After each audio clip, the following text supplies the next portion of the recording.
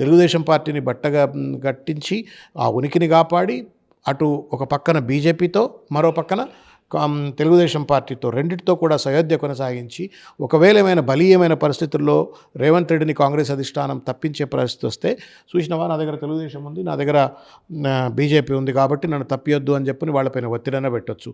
ఒకవేళ నిజంగానే తప్పించినట్టయితే ఈ రెండు పార్టీలను కూడగట్టుకొని మద్దతును కూడగట్టుకొని వేరే కుంపటి పెట్టుకొని కాంగ్రెస్కు గండి కొడుతూ మళ్ళీ కొత్త కుంపటి పెట్టుకొని వేరే రాజకీయాలు కూడా చేసేటువంటి ప్రమాదం ఉంది. కాబట్టి అటు కాంగ్రెస్ నాయకత్వం, కాంగ్రెస్ కార్యకర్తలు, నాయకులు కూడా దీని పట్ల తీవ్రంగా ఆలోచించాలా, కాంగ్రెస్ అధిష్టానం తీవ్రంగా ఆలోచించాలా.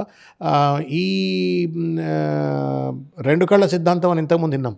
చంద్రబాబు నాయుడు గారి టైంలో రెండు కళ్ళ సిద్ధాంతం అని తెలంగాణ ఉద్యమకాలంలో లేదు. రేవంత్ రెడ్డి కూడా రెండు కళ్ళ సిద్ధాంతం, ఈ కన్ను బీజేపీ, ఈ కన్ను కాంగ్రెస్ అన్నట్టుగా ఇవాళ వ్యవహరిస్తూ ఉన్నారు. ఈ ఒక కన్ను బీజేపీ, ఇంకో కన్ను తెలుగుదేశం.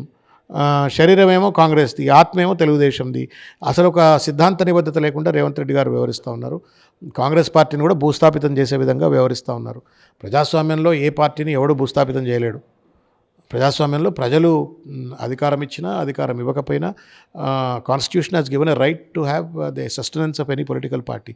అంతగాని ఒక దొర లెక్క ఆయన ఏదో నియంత అన్నట్టు ఈ తెలంగాణ రాజ్యానికి రాజు అయినట్టు ఈ పార్టీని బొందబెట్టరు, ఆ పార్టీని బొందబెట్టరు. నిన్నెవరు బొందబెడతారు?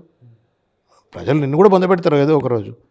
కాబట్టి ఇట్లా ఈ భాష కుసంస్కారమైన భాష, అనాగరికమైన భాష. ఆ కుర్చీలో కూర్చున్నటువంటి వాళ్ళు దయచేసి మాట్లాడొద్దని చెప్పని నేను కోరుతా ఉన్నాను. తెలుగుదేశం పార్టీని ఎవరు నాశనం చేసిండ్రు? ఆయనే నాశనం చేసిండు. తెలంగాణ వచ్చిన తర్వాత కూడా హైదరాబాద్లో సీట్లు గెలుచుకుందిగా తెలుగుదేశం పార్టీ. మరి ఇవాళ ఎందుకు పోయింది, నాశనం అయిపోయింది అంటే దానికి కారణం రేవంత్ రెడ్డే.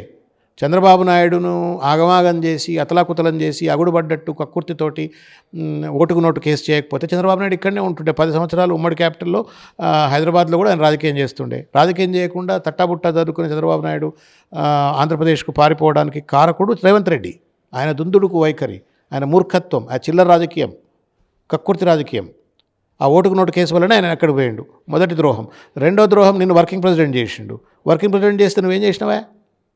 ఎన్టీఆర్ ట్రస్ట్ భవన్ నీకు ఒప్పజెప్పి డబ్బులు ఇచ్చి, పదవులు ఇచ్చి, పెద్ద పెద్ద హోదాలు ఇచ్చి, అన్ని వనరులు ఇస్తే నువ్వు ఆ పదవి ఇస్తే ఆ పార్టీని తుంగలో దొక్కినావు, పదవిని తుంగలో దొక్కినావు, కార్యకర్తలను తుంగలో దొక్కినావు, నాయకులను తుంగలో దొక్కినావు. మొత్తం ఎన్టీఆర్ భవన్ను లాతు కొట్టేసి బయటకు వచ్చి నువ్వు కాంగ్రెస్ పార్టీలో జాయిన్ అయ్యి నీ స్వార్థం కోసం మళ్ళీ అలా ఎన్టీఆర్కు నివాళులు అంటారు. ఎన్టీఆర్ నివాళులు ఇచ్చే రైట్, మోరల్ రైట్ ఉందా నీకు?